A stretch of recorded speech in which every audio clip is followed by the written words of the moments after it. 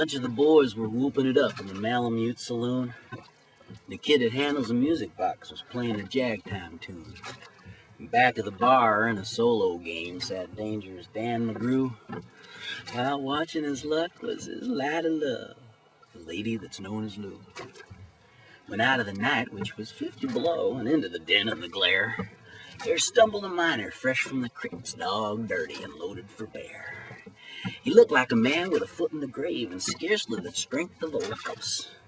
Yet he tilted the polka dust on the bar and called for drinks for the house. There was none could place the stranger's face, though we searched ourselves for a clue. But we drank to his health, and the last to drink was Dangerous Dan McGrew. Well, there's men that somehow just grip your eyes and hold them hard like a spell.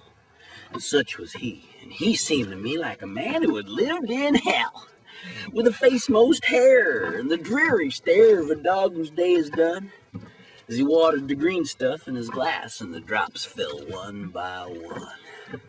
And I got to figuring who he was and wondering what he'd do, when I turned around and there watching him was the lady that's known as Lou. Well, his eyes went rubbering round the room, and he seemed in a kind of a daze, till at last that old piano fell in the way of his wandering gaze. Well, the ragtime kid was having a drink, and there was no one else on the stool. So the stranger stumbles across the room and flops down there like a fool. In a buckskin shirt that was glazed with dirty satin, and I saw him sway. And he clutched the keys in his tail-on hands. By God, but that man could play.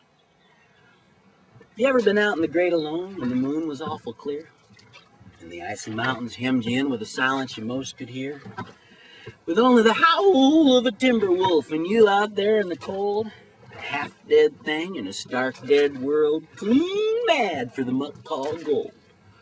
While higher head green, yellow, and red, the north lights swept in bars. Well, then you've a hunch with the music that hunger, night, and the stars.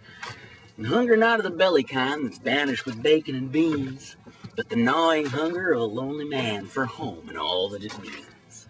For fireside fire from the cares that are, 4 walls and a roof above, but oh so crammed full of cozy joy and crowned with a woman's love. A woman dearer than all the world, and true as heaven is true.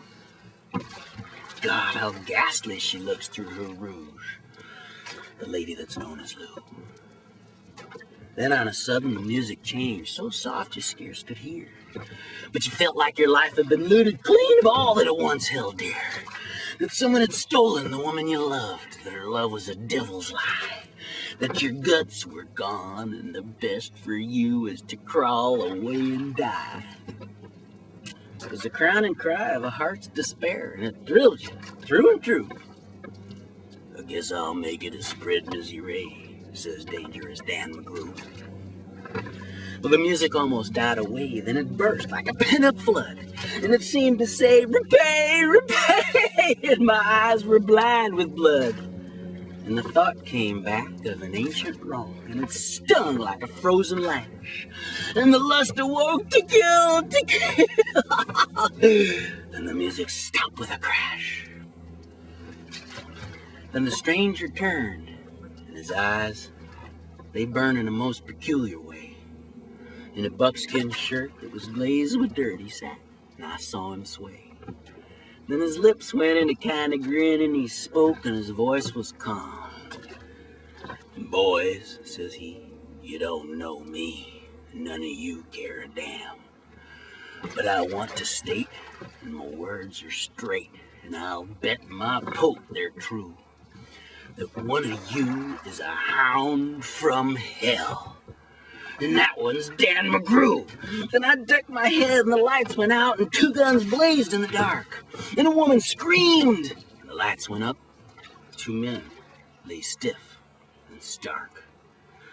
Pitched on his head and pumped full of lead lay Dangerous Dan McGrew, while the man from the creeks lay clutched in the arms of the lady that's known as Lou. Well, these are the simple facts of the case, and I guess I ought to know. Some say the stranger was crazed with hooch. I'm not denying it's so. And I ain't as wise as them lawyer guys, but strictly between us two, the woman that kissed him and pinched his poke was a lady that's known as Lou.